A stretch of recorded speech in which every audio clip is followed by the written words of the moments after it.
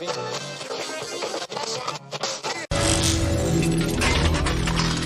Check Radio.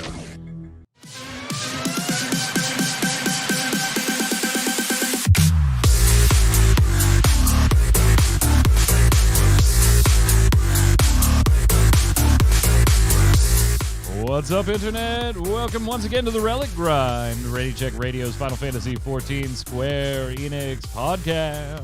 It's Thursday, it's 7 p.m. Eastern. That means it's showtime. I'm your host, Mike Byrne. As always, if you're listening on Spotify or watching on YouTube, head on over to ReadyCheckRadio.com, RAIDEO.com. Make sure you hit all those socials in the upper right-hand corner. Give us follows, likes, bring all your friends, spread the word, and then show up for a live show, twitch.tv/ReadyCheckRadios. Also on the line, we got lots of Final Fantasy stuff to talk about, and then, of course, a little game called Outriders came out today. We'll get to it, though. Chris Montoya, a.k.a. Tarkoth, how are you, sir? Doing pretty good, dude. It's my birthday, so happy birthday to me. It is. Happy birthday. I got a new game. I wish the game would let me play it, but I got some steak and got the podcast here today and then some streaming later, so it's going to be a good day, I hope. I mean, that sounds like a plan. Kronos, a.k.a. Adam Lane, or Adam Lane, a.k.a. Kronos. I mean, you pick one. It's 6 of one, half dozen of the other. It's interchangeable. Yeah. How's your plan for the day? It's been a good week. I can't complain. So, and then happy birthday to Tark. Yeah. So. Thanks. Yeah. Are you like 28 now? 28, 29?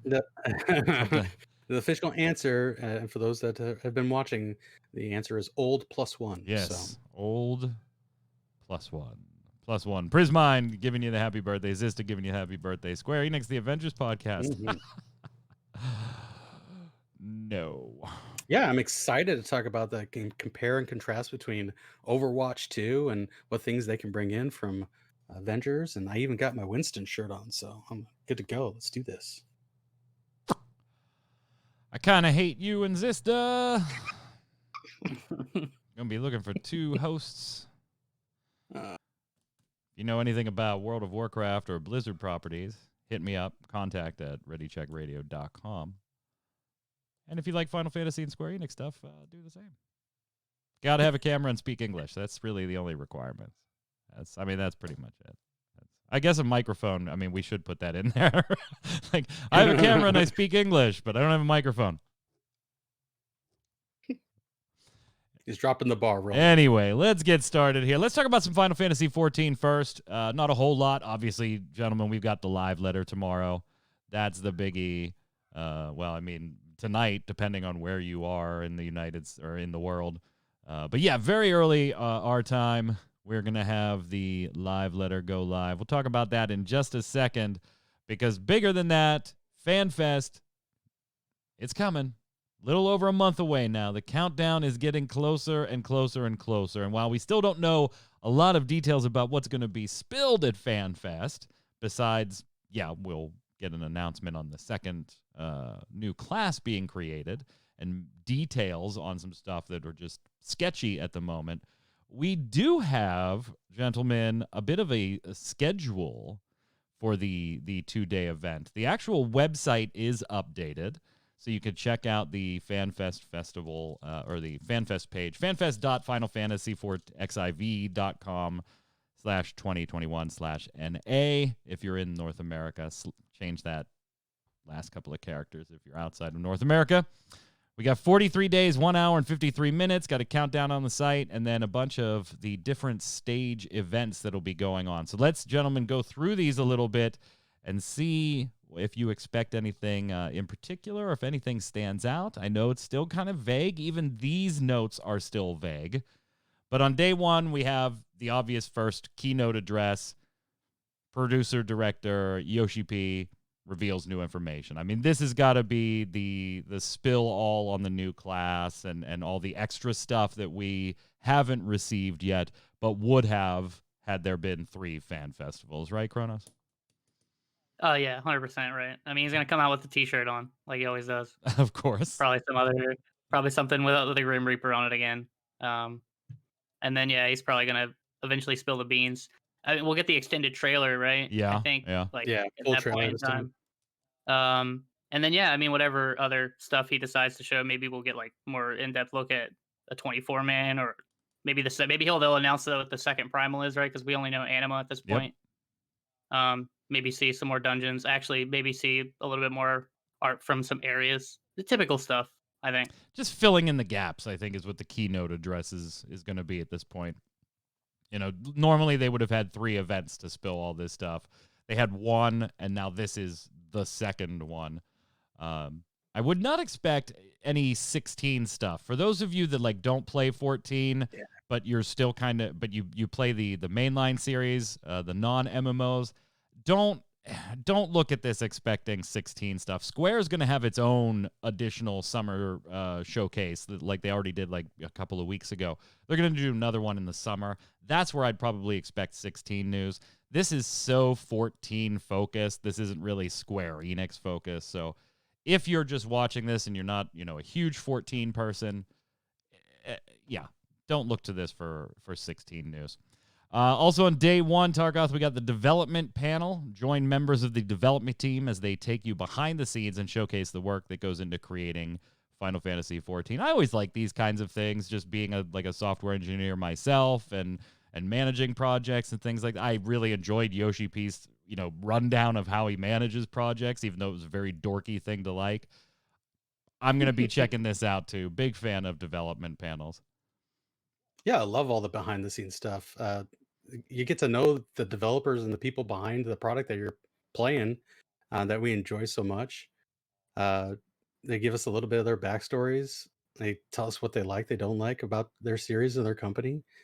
It's good to get in depth with those people and know that they're human. Chrismine brings up a good point, Kronos, that he has actually come out in costume, full-blown costume for the keynote sometimes, or for one of the presentations. He did Samurai, he did Gunbreaker. Doesn't he typically do that after he he comes out and he announces them, and then like after the trailer, yeah, he's it's not changed. It's afterwards, right? No, it's but part yeah, of the he keynote. could definitely do that. Yeah, just see totally. YoshiP coming out as the Grim Reaper. Speaking of YoshiP, next up we have Welcome to Naoki's Room. This is a little, this is a weird description. It is. And a weird name. Settle into Naoki's Room, a segment where YoshiP invites special guests over to chat. Who will join him this time? Any guesses on this one? Because we already have the developers panel right before it, so presumably not going to be, any of the high profile of the development team. Maybe a Soken, although Soken does get some stuff later when it comes to the music aspect of the game. Koji is going to be doing translation, so he'll be all over the place, Koji Fox. So any guesses? I would be super excited if Phil Spencer showed up here. You know what? I don't think, maybe. I don't think it's a terrible guess. I don't think it's going to happen, but I don't think it's a terrible guess. I don't either. I think it's around 25%. Yeah, I think like typically when they've done these things, like the last couple, it's been like Yoko Taro Right. and the people from like the Evil East stuff. But like the 24 man this time is it's like all like it's their own thing. Yeah, it's all so 14 related. It's not a tie-in. Yeah. So like I don't know if they're gonna bring in like some writer. I don't know. It's really hard to say. How do you like Heidelin? The Japanese community team will be sharing delightful insights into the world of Final Fantasy XIV live from the venue. I have no idea what to expect out of that one. Yeah, like, have they been soliciting questions on the Japanese community sites? And because there is a Q&A reference later that they say we've been gathering questions, and I'm like, from where? It's like, the forums is pretty much it. Yeah, the Japanese community use the forums a ton. Yeah. Like in North America doesn't use them like at all. Sometimes, but usually it's bad when it comes up. But I think Japan, they use the forums like all the time, so it's probably where it comes from. I would assume it's the official forums. Day 1 gets wrapped up with a piano performance. Reminisce on past adventures and enjoy the mesmerizing melodies of 14 in this piano concert performed by Kaiko. I am, playing piano. I'm all over this. I can't wait. Just loving the music in general, but actually playing a lot of the music on the piano. I can't wait to watch this and see it performed by somebody infinitely better than I. Day 2 we have the letter from the producer live. So we've got the one tomorrow, which is going to be, we'll get to that in a second, but mainly 5.5 focused, if not fully 5.5 focused. Then we'll have the producer letter from the producer live. Again, probably just filling in any last gaps from, and, teasing us with art. Expect the usual from YoshiP. And then we get to some ones that, they don't even have fully named yet, much less exactly what the events are going to be. Tark, we got the flashback with the cast, name pending. Members of the Final Fantasy XIV voice cast look back at key moments from the game. That could be very, very cool. That could be very cool. But do they bring back some of the people they axed from A Realm Reborn to Heaven's Ward? I don't think so. I don't think so. I think it's got to be, the current cast. Current crew, yeah. Live Q&A, name pending. YoshiP answering questions gathered from Warriors of Light around the globe. He may even let some secret details slip, which I thought was a very weird thing to include in the description here and not on, the live letter or the keynote. No, they put it here. Honestly, sometimes the Q&A portions, particularly when they screen the questions ahead of time, when they're hand-picked questions, community QAs can kind of be a bit boring, Kronos. So maybe this is that. All right, here, if we say that maybe we'll let some secrets slip, people will stay and watch it. When you get those live questions, you watch a BlizzCon live and somebody comes up to the mic and asks a question in years past, they've obviously handpicked them in more recent years, but in years past, it was fun to watch them kind of maybe get blindsided or ribbed or teased a little bit or put it in a position where they didn't want to give anything away. That's not going to happen here. It kind of lends itself to being a little more boring. Maybe that's why they put this here, to bill it as you probably want to watch it. Self-promotion. Yeah, for sure. I think you hit it right there. I think they're just making sure people are watching it the entire time. So if they tell you they're going to show you even a little something, like a little nugget, people are going to tune in. They'll probably just have some, they've screened a bunch of questions. I bet he has questions that are coming from internally that they've made sure they're going to ask him. Yeah. So that he can intentionally, everything the man does is intentional. 100%. We know that. Scripted. There's nothing slipping. It's intentional. He's telling you he's going to slip it. He's upfront about it. So yeah, it's probably something along those lines. You can't let secret details slip when you advertise ahead of time that you might be letting secret details slip. Exactly. That's not the definition of a slip. Right. Glamour to Life Showcase. Again, the name of that is pending. Join us as we showcase a variety of entries for this unique event. And then a band performance. Tracks from 14. Relive your moments of triumph in the live performance by the Primals. Another musical interlude that I will absolutely be watching. Then there's some digital activities for us to actually do. So it's not, or take part in some way. It's not exactly just sitting there watching it for 2 days. We've got the Moogle Treasure Trove, Fan Festival 2021 edition. That'll be held to commemorate the event. Limited time group pros and frames stickers. I don't care. Canals of Osnair challenge during the campaign. Reach the final chamber. Take a screenshot to enter for a chance to receive an in-game reward. Fan Festival group pose screenshot campaign. And the Eorzea Cafe at Home. Which is, they're going to make Eorzean dishes and give tutorials on how to make them at home. Honestly, sure. Most of that stuff really just isn't my cup of tea. The group pose stuff. I'll do the challenge, and I'm definitely going to watch the Eorzea Cafe, Tark. To me, those are the two that I'll actually partake in. I couldn't care less about group pose stuff, and that's just not me. I don't glamour. I don't group pose. It's, I don't play the games for that. God bless you if you do play the games for that. That's fine. We can all enjoy it in different ways. But I want to see some of this Eorzean stuff come to life. You might laugh, but I would buy an Eorzean cookbook even if it didn't come with a minion. Even if it didn't come with a minion, that should tell you my love, Tark. And if it did come with a minion, you'd pay $20 over the regular price. I'd buy 2. You'd buy 2. You'd give me one of the minions? That's so nice of you. No, hell no. Appreciate it. One to stay sealed. Damn it. One to stay. Really? You're going to keep it digital and sealed? They're going to region lock it, so he has to buy 6. Oh my God. Any of the glamour no. or group pose stuff do it for you? No. I mean, I have my glamour panels, but that's about it. I'm looking forward to the Oceanair Challenge, and I want to see what the Moogle Treasure Trove event is. Other than that, man. Kronos, you gonna be group I don't posing like, it up? I don't like stickers, man. Come on now. No, I don't. actually, I really I- don't. I'm not really into them. I in the don't game. really care about this either. No, I don't really care about this either. The only one that kind of strikes me as kind of cool is the treasure map one, Yeah. like the Uznir stuff. Hmm. Because like Yeah, I'm I know gonna we do brought that it one. up. Yeah, we Let's do it brought it up together. like a couple months ago. I mean, I'm down to do it together. But like I wanted to see some in-game stuff kind of tie in, and this is kind of that. Maybe not to the extent that I would like it to be, but it's something.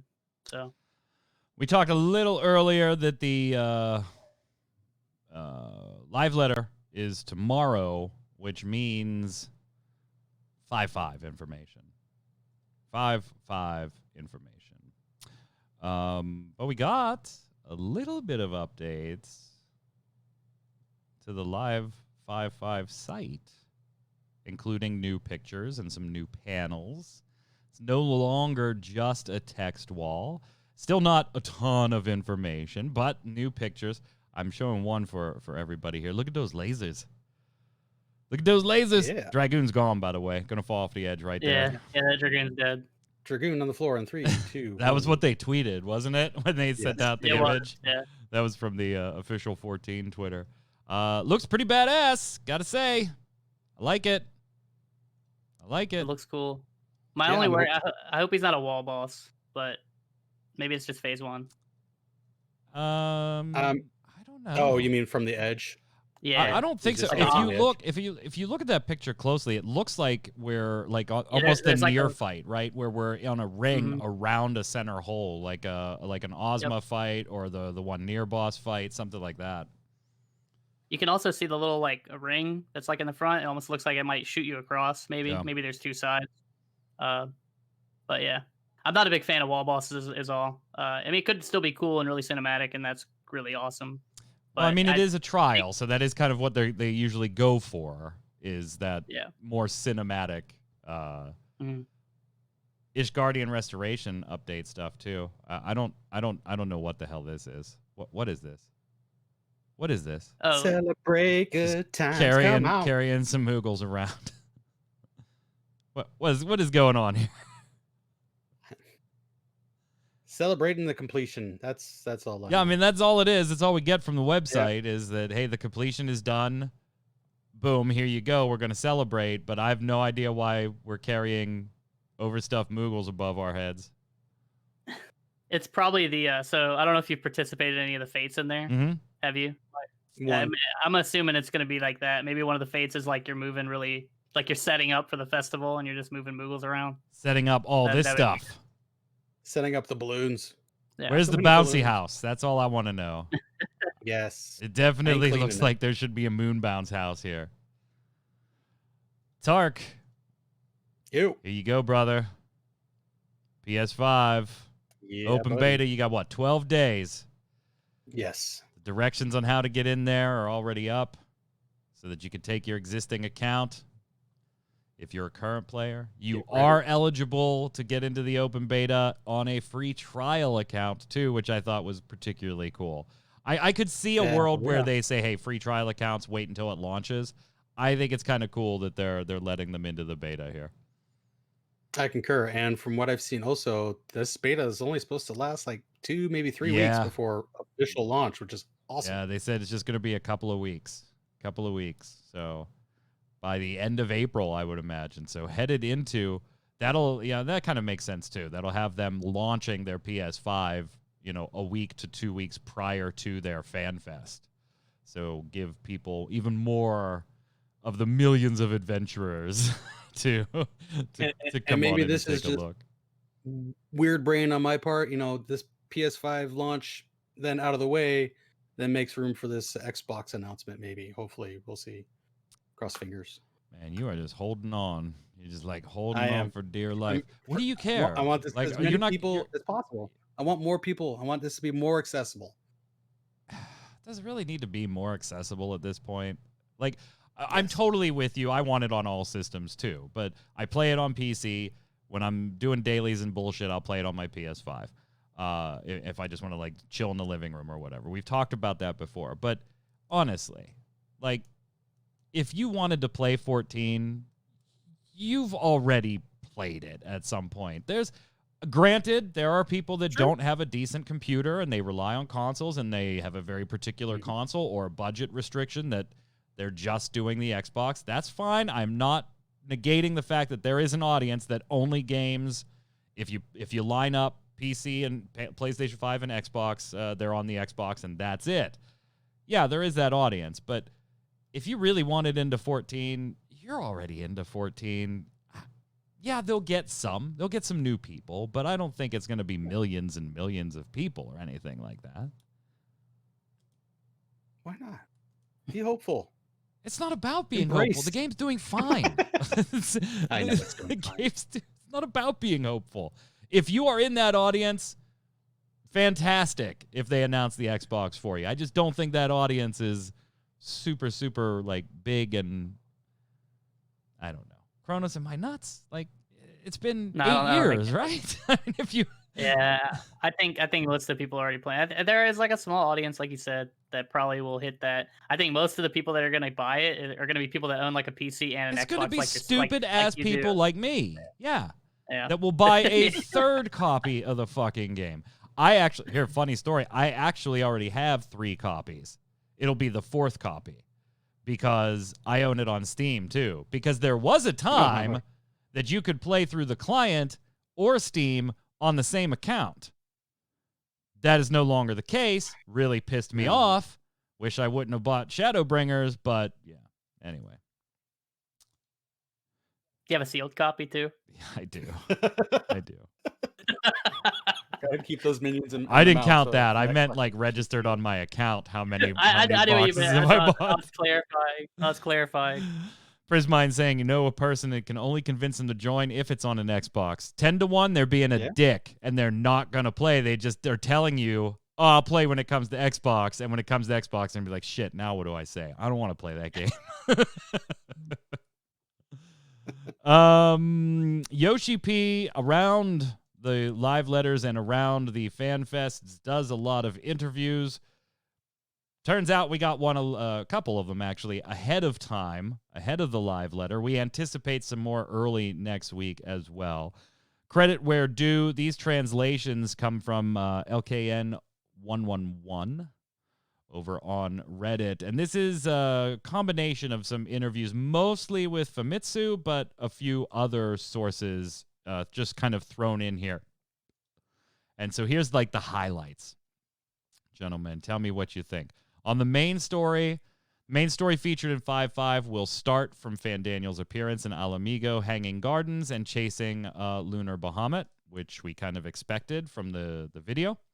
An important character that will play a crucial role in the Zodiark versus Hydaelyn story will make its appearance, presumably Astinian? That was my guess. Yeah? Yeah, a lot of people were saying that. Yeah. Really build him into, because he's got to become part of the Scions. Yeah, and we know he's going to be, he's already been teased for 6.0, so we kind of got to get him back in the mix, right? It could be a new character, right? Because if I remember correctly, Gosetsu was like introduced at the end of Heavensward, right? And then didn't they introduce someone else at the end of Stormblood? I don't remember, but I feel like they do that. They've done that before, so it could be a brand new character. But I think a lot of people are betting on Astinian, and I think that's a pretty smart bet. The main story will, as usual for patches before an expansion, be split into Part 1 and Part 2. The 5.5 new instanced dungeon will have something to do with the Amalja tribe. And then we got a quote. Shocker. I won't say Gaius won't have a role to play in the 6.0 main story, but I can't promise you he's going to have a main role. So Gaius kind of relegated to a side quest or a side portion of the main 6.0 story. I can't say I'm surprised by either of those two things, the Amalja or Gaius kind of taking a little bit of a backseat. It is so Fandaniel and Xenos focused right now that, I think when you start introducing like 3 and 4 and 5 antagonists at the same time, they're all so watered down you don't care about any of them, right, Tark? Yeah, you get mixed up. Okay, who's doing what with who? And okay, Gaius is doing this, but we got to do something with Fandaniel, but that's dealing with this, and maybe Estinian's going to come and help us with that. I don't know. So it gets all confusing. But the Gaius quote I see is really vague. It's he might be there, he might not be there. I'm thinking he might be dead. I think he dies and sacrifices himself at the end of Diamond. I mean, he has a role to play in the 6th story, so I don't think he's going to do that. No, it says I won't say Gaius won't have, but he doesn't say he does have. It's intentionally vague. It's just Gaius. No, I don't think it's intentionally vague. I think it's saying he has a role to play, but it's not a main one. But I can't promise you he's going to have a main one. I don't know. On the Nier raid side of things, the series will come to its conclusion in 5.5 with the 3rd Alliance raid, but the ending might be slightly different when compared to previous Alliance raid series. What the hell does that mean, Kronos? I've heard some theories. Yeah, let's do it. So I'm just gonna. I've heard that a lot of people think they're gonna somehow integrate New Game Plus with Nier raids and have several endings, which is that's very on the near. nose for Nier. Yeah, it's very near. Yep, very near. So I could see it. I could definitely see it. I mean, it's not confirmed. It's obviously just a theory. But that might be what they're talking about. It's followed up with, we've gone wild content-wise this time, and that Nier will be all over the place. The story will be highly enjoyable with some twists. We've also been holding on some mechanics on purpose to make sure they go in this raid/story. The gear obtainable in this 3rd Alliance raid is Nier related and will make you think, oh, didn't see that coming. We've made it so that players that haven't played Nier before will probably think, cool, we haven't had that sort of gear before in Final Fantasy XIV. So, lingerie? I mean, maybe. If you play Nier and you try to think about gear that isn't exactly represented in 14 right now, Lacy Teddies is probably what you come up with. Word. Just make some room for my nether regions. Come on. Oh my god. New rare minions. That's all that matters. You got me. I'm there. Yep. I'm there. Sold. I'm catching up to you, by the way. Some items. Oh, what are you at now? 297. Oh yeah. You're catching up. You'll get there. Buddy, I'm over 350. You got a while. From the website I saw on your or your list, 330, something like that. I don't know. I saw 315, 320, something like that. Yeah, that sounds about right. 320, 324. This guy's checking up on you, dude. He's gutted for you. I am. That's fine. I don't care. One of these shows, and be like, give me the crown.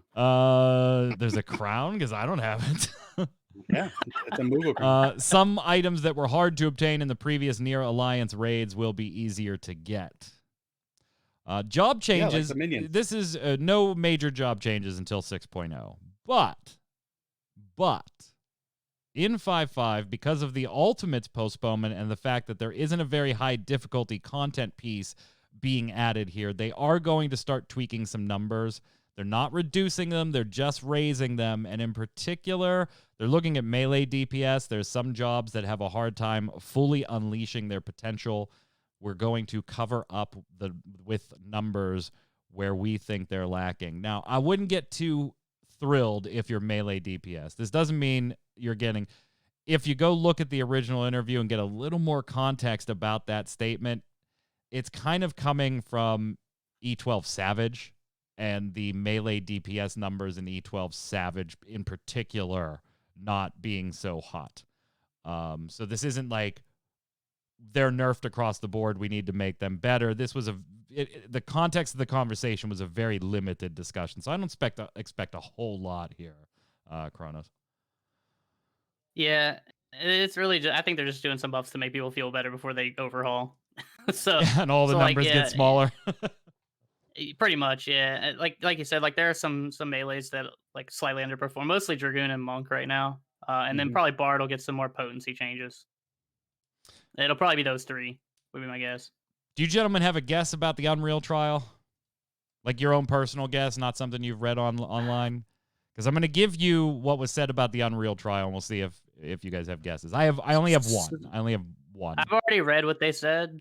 Yeah. And that can mean a lot of things. So here's the comments Go on ahead. it. I took part in the new, this is YoshiP talking, in the new Unreal trial while tuning the fight, and I thought, was it really that difficult back then? Might be even harder than Titan.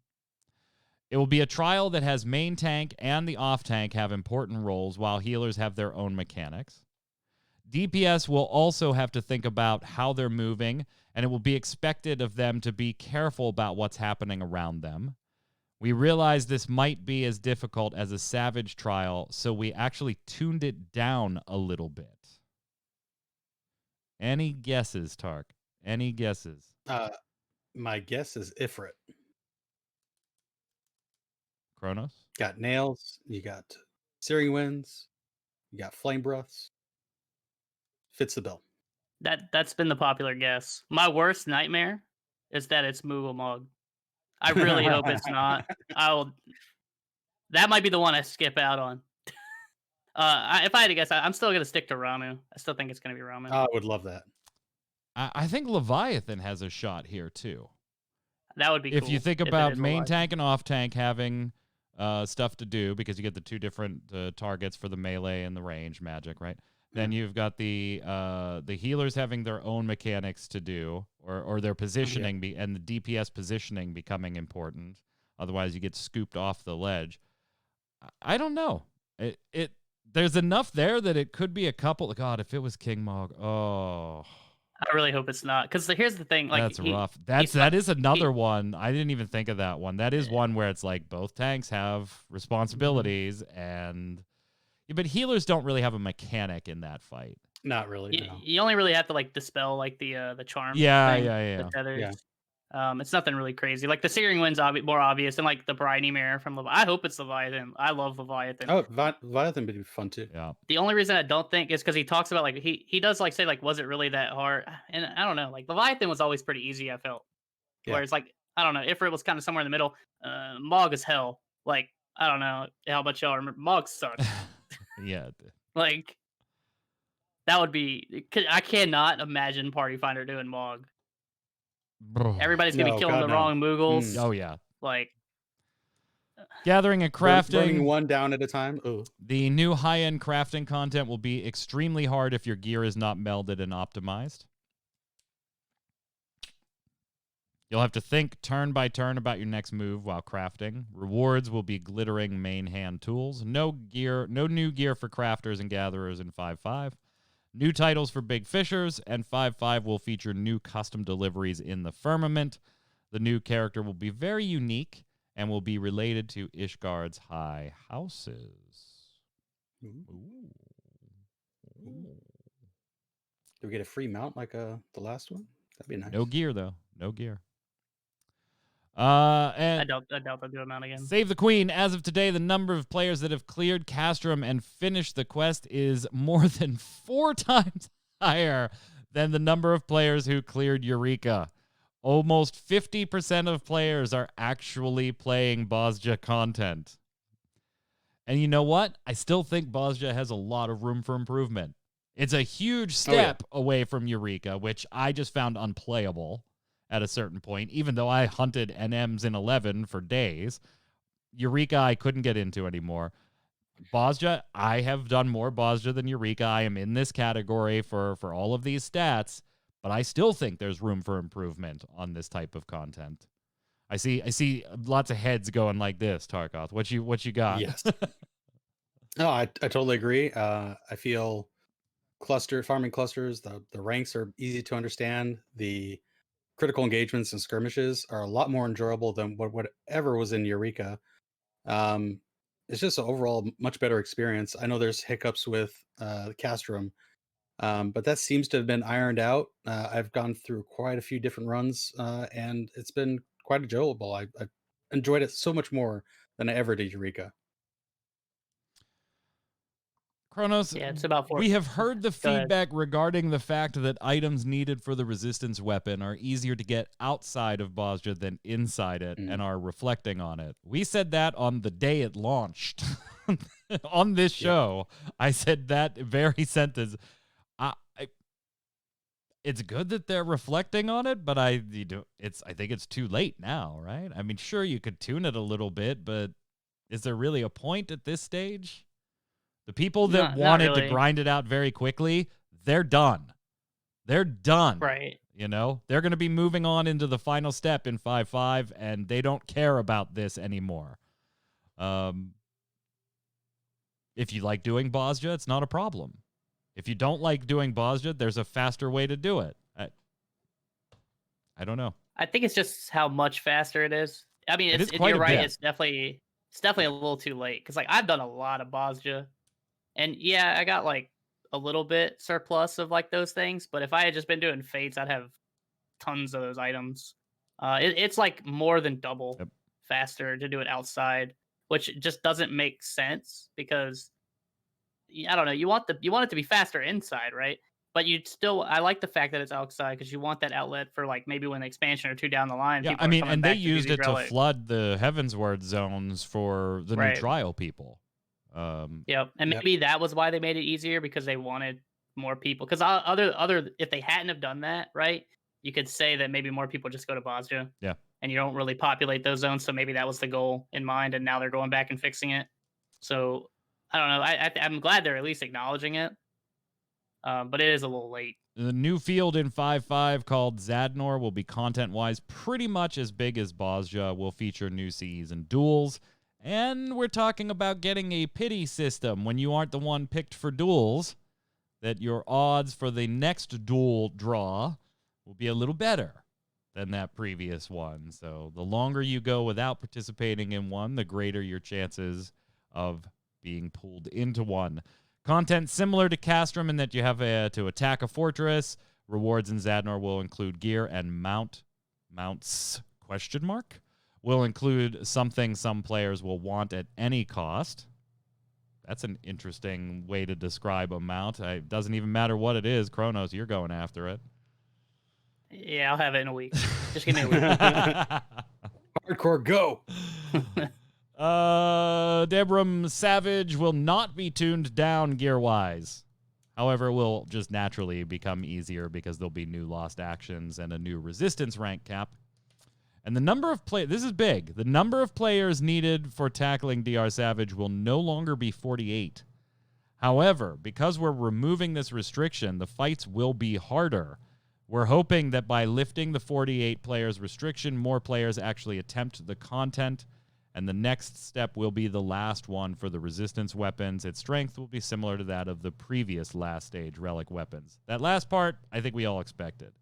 I think the removal of the 48 cap is pretty quick, actually. This is... I can't say that I didn't see it coming, because it just naturally you want more people to flood that content, but this seems a little quick. I would have expected it, Tarkov, maybe when like 6.0 came out, that the 48 cap gets dropped at that point, but happening a little earlier.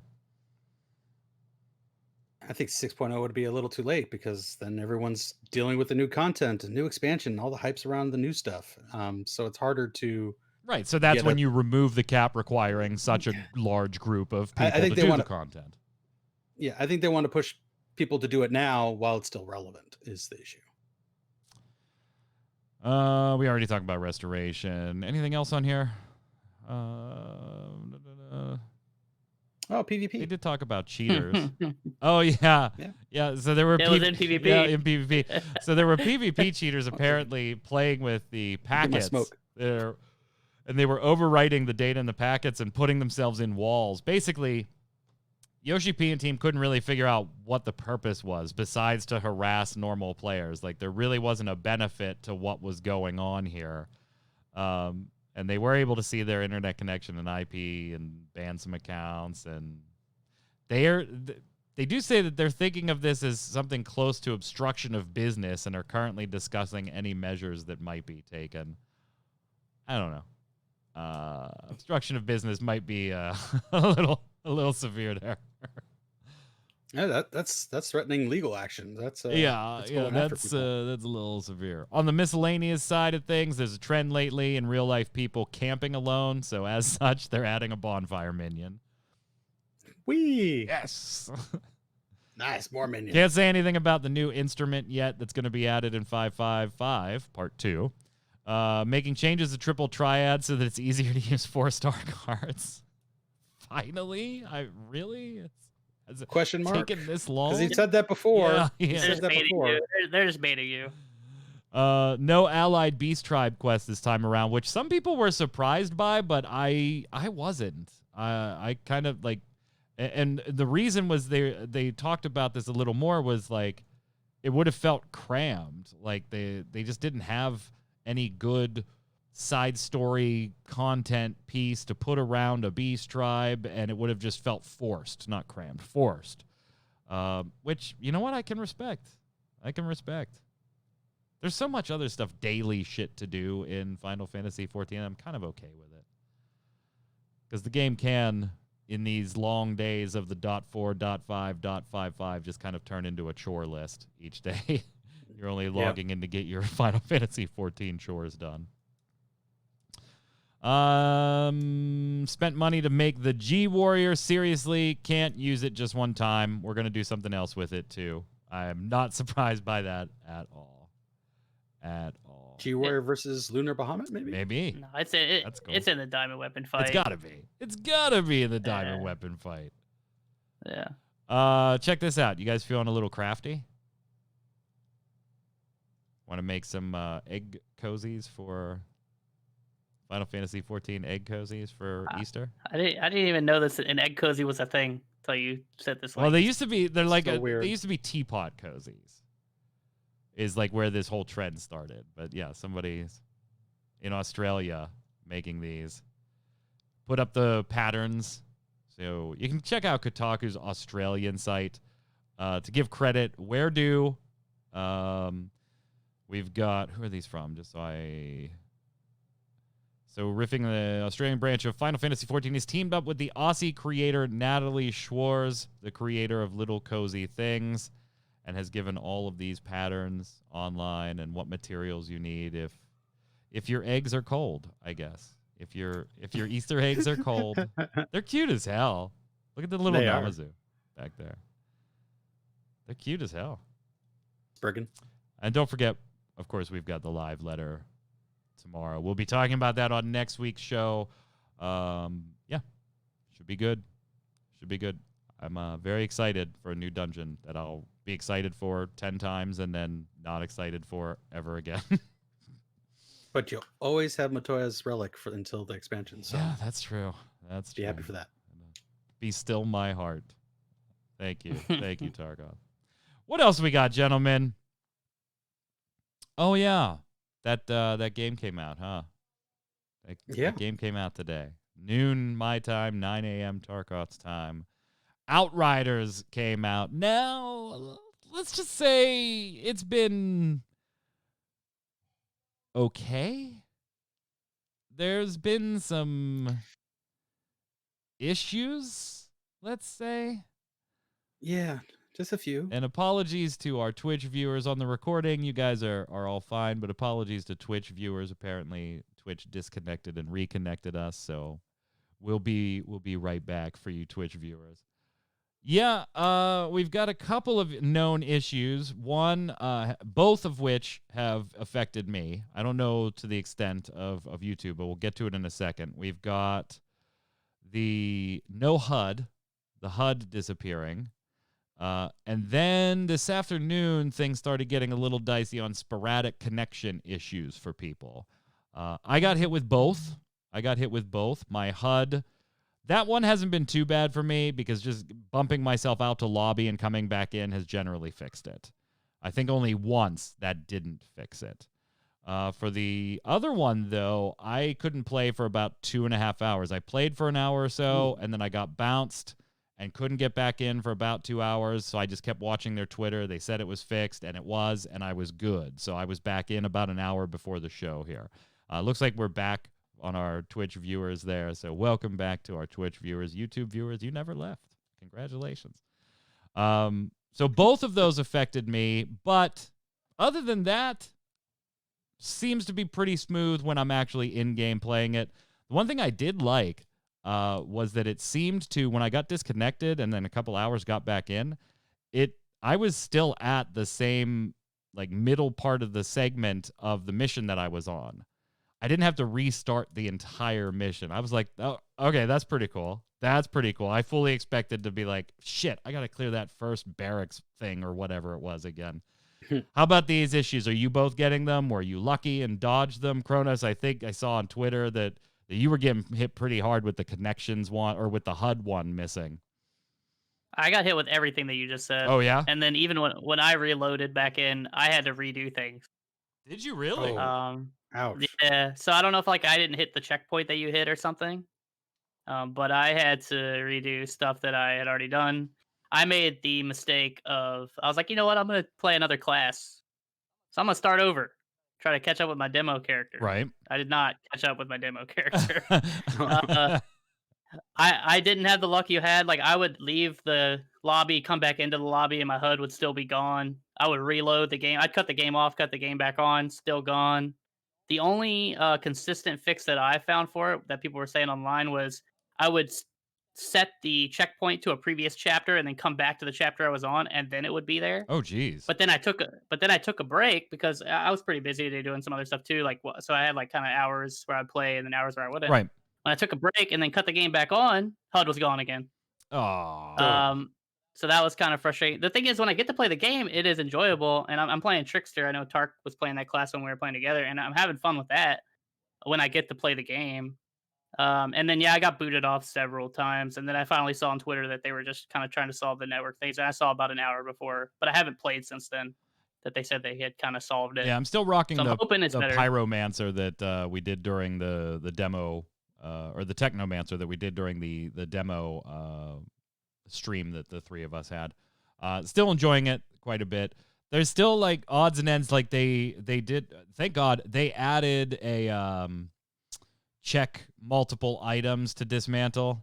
Thank God, because that was brutal in the demo not having that. Tark, have you had any of the connection issues, the HUD missing issues that have been going around? Well, you guys both play on PC, right? Yeah. Okay, so I'm doing it on PS5. I haven't had any HUD issues, but I have had those network issues. I was booted up about 3 times. The last one, I couldn't even log back in for at least 30 minutes. I was like, all right, I got other stuff I got to do. So kind of disappointing because I wanted to really dive into it for my birthday, but I got about 2 hours worth of game time in, got to level 10. Trickster is awesome.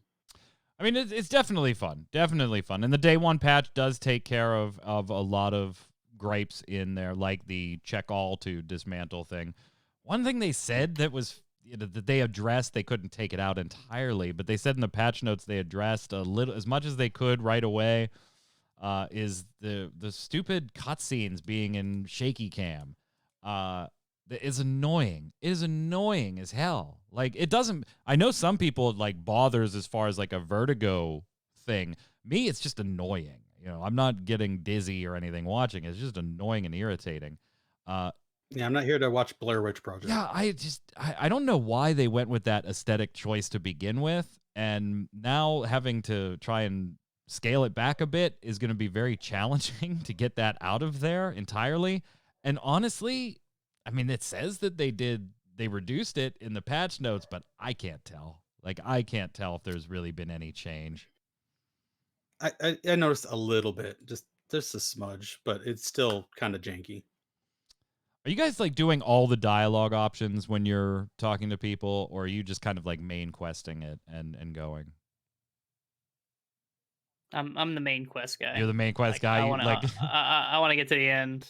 Yeah, I've also been skipping cutscenes because I'm trying to catch back up with my demo character. Right. Well, that doesn't count. That's an alt. You're just trying to speed through that. I'm like, on your main first time through, are you still skipping all alternate dialogue? I'm not the side questy guy. Like I'm not. I just like I said, I just want to like beat the main story and get like the meat potatoes. I'm a big meat potatoes guy. I like my dishes simple. And then I might go back, and if I really enjoy it, I'll explore all the stuff. So, but most of the time, Tark, I am hit all the options and then hit the quest one last. Like if I have those options, and you learn everything is fully cinematiced out, no matter which options you pick. It's not like the main one has a cinematic and the rest just have a still shot voiceover. They're all acted out with mocap and everything. It's good. The faces still kind of creep me out in the game a little bit, but you learn an awful lot about this world in those side discussions, and some of it's very interesting. Like, it is very easy to look at Outriders and go, it's the same story as Anthem. Like, because when you think about it, it's kind of the same story as Anthem was, from a humanity trying to survive with these other things out there, and and I guess Anthem's a ripoff of 900 other things, but that's fine too. But it's not. Real Hot in chat, Real Hot Chili Pepper, great point. Defiance, very similar. Yeah. But when you start watching, I highly recommend doing the side dialogue options. Even if you don't do every side quest, even if you're just doing the main quest, when you talk to the characters and they have 6 options and one moves the quest forward and the other 5 don't, do the other 5. The only thing I will say is a little creepy when you do it, though, is like there's always ambient noise in the cutscenes, like if there's a fire nearby or metal clanking or whatever. But things in the scene don't seem to make sounds. Like the setting of a clipboard on a metal table doesn't make a sound. The pouring of a drink while that character is talking, pouring the drink, doesn't make a sound. Like everything else does, but in the cutscenes, it's just odd. It's like a little unnerving. One of my little software nitpicky things. But damn, I am having a blast with it. I'm going to be playing it while this uploads to YouTube after the show tonight. I can't wait to get back in it. The skill tree is a lot of fun to play with. And I only have 6, 7, 8 points, something right now, like that. I'm level 10. No, more than me. Yeah, I think I'm level 10, and so maybe what is it? 4 points, 5 points, whatever it is. Yeah, 4 points. Yeah. And the world tier is closing in on 6. It's closing in on 6 at that level. But definitely enjoying it. Review wise, it's getting kind of mixed. It's like it depends on it depends on who you talk to with this one, which is kind of weird because you would think that the people that knew they were going to like this game were the ones that would end up liking it. And if you knew you weren't going to like it, you probably weren't spending much time with it, Tark. It's a looter shooter. If you're not into those, this wasn't on your radar. Exactly. People know what the looter shooters are. There's whole podcasts devoted just to looter shooters. So, I mean, if you haven't played a Destiny, what didn't interest you, this isn't going to interest you either. We've gone on great lengths to talk about how this is all in one package, which I love. Yeah. That's part of the reason why, going back to your previous segment, I'm going deep into the side conversation pieces. I really want to get in and get as much about the world as possible because I know that I'm not going to miss anything. Did you just say you're going balls deep in the side piece? Something like that. Something like that. One of my favorite parts of doing these Kronos just ignores me. Kronos just ignores me. It's just like glaze it over. I'm mastering the art. It's okay. Is when doing these side conversations, I like how they get up and they move around and they interact. And I like seeing how they maneuver back to being at their original positions at the end of the conversation. So it's not just like you've been moving around and all of a sudden, boom, he's back sitting on the crate. I gotta say, I like it. I like it. It's good. Granted, I'm not super far into it yet, but it's still getting thumbs up. The demo got thumbs up. The game itself is getting thumbs up. Besides, obviously I got hit with some of the performance stuff and the HUD missing and shit like that. So, but I'm enjoying it. This is very cool, by the way. Take a look at this. Square Enix, if you want more crafty here, maybe you make one of these, Kronos. Instead of the egg cozies, maybe you make one of these. Square Enix partnered with Kamui Cosplay to create the Outriders Grim Marrow legendary weapon. And this thing is this is a beast. We're watching some video of it being created. We'll get to the end here where it is a fully LED'd out functioning item here. Super, super cool. Absolutely love this thing. I wish I had anywhere near this kind of talent. Tark, you going to make me one of these? Can you make me one of these, please? Yeah, I'm not that creative. Well, you have the video right here. It's showing you step by step. Okay. Well, you know what? You clearly want to have it. I mean, go ahead, make it Well, yourself. I already said I can't. Like, I'll pay you to do it. Like, I'll give you like You'll pay me to do it. $10 All right. and a bag of M&Ms if you'll make this for Yeah, me. that's not enough. That's a lot of work. That's a hell of a lot of work. That's more than just a bag of M&Ms, dude. That is a hell of a lot of work. I think it took 30 hours. It's bedazzled. I think that's what they said it took, roughly 30 hours. Yeah, definitely more than a bag of M&Ms. I said $10 and a bag of M&Ms. Damn, greedy bitch. Clearly, it tells you the M&Ms is the important part. Come on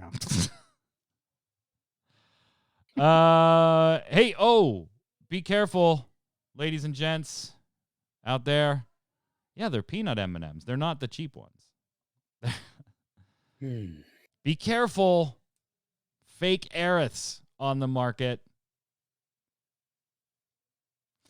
The real Square Enix Final Fantasy VII Remake play arts figures of Aerith Gainsborough are not released yet, but Square has noticed enough of them seem to be selling that they wanted to point out to everybody, hey, they're not from us. Ours aren't released yet.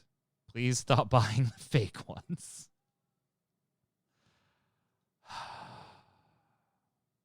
Or buy them and then be like, sorry, this is substandard quality. Congratulations. It is. It's hard to tell sometimes. Some of their statues are also substandard. Yeah. Balan Wonderworld getting crucified score-wise, guys. Yeah, it's unfortunate. Crucified. Right now, a 57 from critics on Metacritic. And at one time, the user score was in the green. It has now fallen into the yellow at a 7.1 as more and more reviews are coming in. I gotta say, man, I was excited for this one. You guys know I was excited for this one. I love Nights into Dreams. I like Sonic. I thought this is very cool. Then Tark, you and I had the same concerns when we played the demo. We're kind of like, this feels a little floaty to be a platformer, actually. A little floaty, a little simple. Yeah, and a little simplistic, and it is.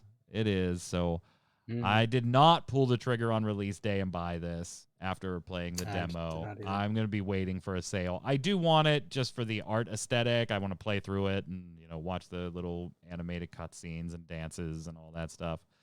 But man, not going well. Kronos, maybe you were right on this one from the get-go. Tark and I at least said, hey, let's play a demo. You were like, nope, I'm out. It wasn't because it looked bad. It was just because I just knew it immediately wasn't my thing. I think I even brought it before. I'll play Sonic and stuff because I have nostalgia for those things. Yeah, sure. I just don't have that when it comes to this. And if it's something that kind of looks that simple and I'm not nostalgic or connected to it, I'm just not gonna have fun. So I already kind of knew that, and maybe that's how some of these people are feeling now that they bought it too. But are you nostalgic enough for Kingdom Hearts to buy it now that it's launched on the Epic Game Store? That's another problem, I guess. I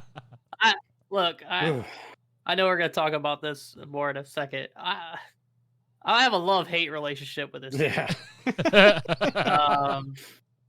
In that I love some of them and I really hate some of them. But the biggest thing with this Epic Game Store launch is why are these games full price? I know that right now I think they're 10%. Yeah, well, we talked about that when they announced they were going to be there. That we were like, would you really pay $50 or $60 for these anymore? And they are on sale right now at 20% off, so $40 and $50 instead of $50 and $60. But that's still $40 or $50. $40, $50, and $50. Jesus. Yeah, it's still too much. Yeah.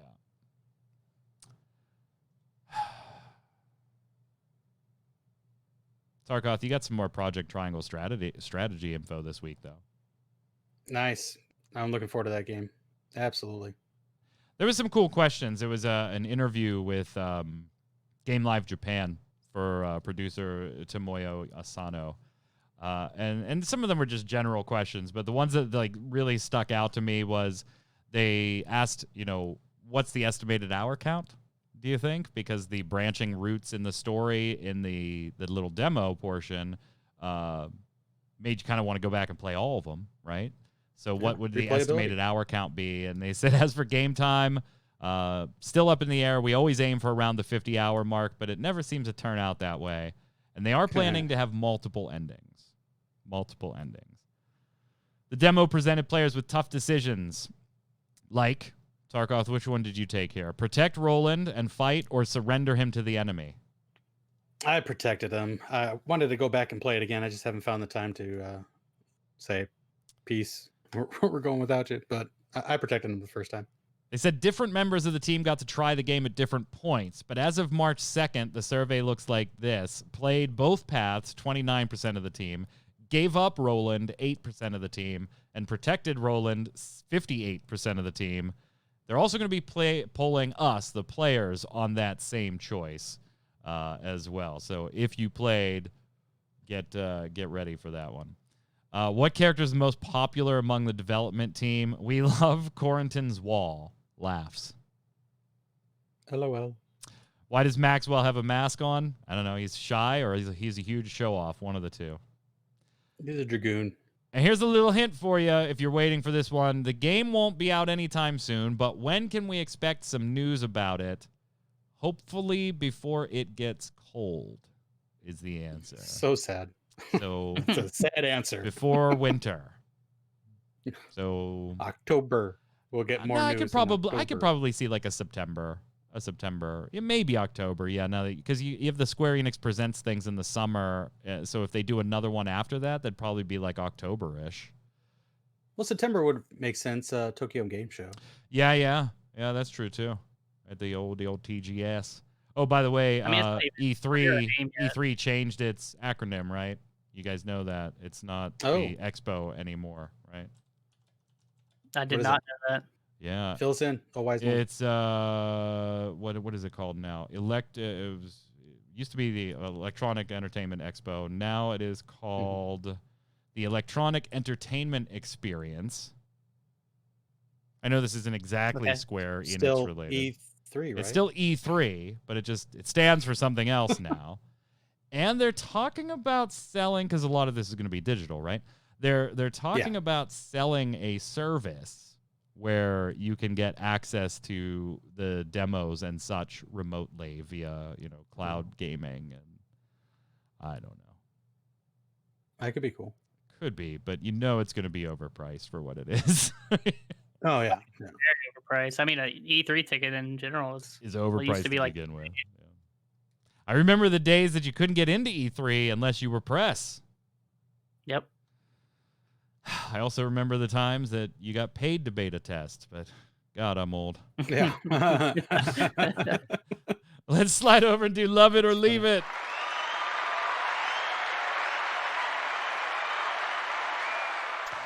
This is the segment of the show where I give you one item that is Square Enix related. It could be a press release. It could be a game feature. It could be a monetary decision they made. Anything I want, Square Enix related. And you tell me if you love it, you want more of it, or it's not doing it for you, so leave it. So if you're watching on YouTube or over on ReadyCheckRadio.com, feel free to leave your thoughts on this in the comments below. Gentlemen, we just kind of talked about it. I'm not talking about the launch of the Epic Games versions here. I'm talking about in general, from beginning to end. Love it or leave it, the Kingdom Hearts franchise. Tarkoth, you're up. Okay. So, I own them. I have them all. Okay. Of the some of those don't look like they're opened. Of the three, only one of them's actually opened. And of that, I've maybe played 1/5 of the game. So, with that in mind, I also talk to people. They like to tell me about their experiences with the story and Kingdom Hearts in general. And all I can think of is that meme of Charlie Day with papers and strings everywhere and just the crazed look on his face. I wish I could bring it up, but my computer sucks. It's just, that's how I feel people view this story in this game series. That made me not want to continue it.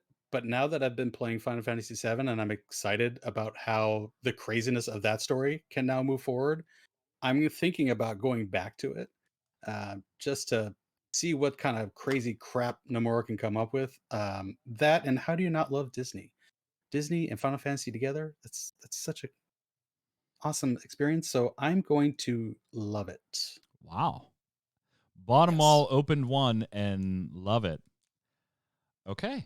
I'm going to go with you date Kingdom Hearts, you don't marry Kingdom Hearts. I think that's the way you go here. And chat, we've got Real Hot Chili Pepper chiming in with just straight leave it. Whole Milk saying leave it, had fun on Kingdom Hearts 2, but only played it because I happened to buy it secondhand with some other games. I think you date Kingdom Hearts, you don't marry Kingdom Hearts. Like, you date it when it was young and new, and Kingdom Hearts 1 was such a great freaking game. Wow. It was such a great This analogy's game. not going to age well.